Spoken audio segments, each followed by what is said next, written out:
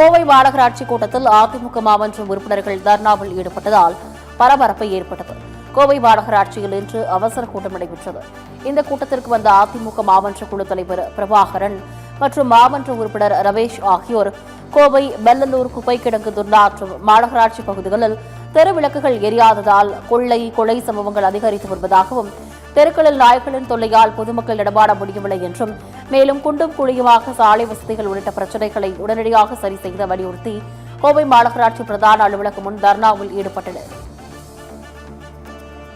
திமுக மேயரே மேயரே திமுக மேயரே மேயரே கட்டுப்படுத்து கட்டுப்படுத்து கட்டுப்படுத்து கட்டுப்படுத்து வெள்ளலூர் குப்பை நாத்தத்தை கட்டுப்படுத்து கட்டுப்படுத்து வெள்ளலூர் குப்பை நாத்தத்தை கட்டுப்படுத்து கட்டுப்படுத்து கவலைப்படு கவலைப்படு கவலைப்படு கவலைப்படு மக்களை பற்றி கவலைப்படு மக்களை பற்றி கவலைப்படு.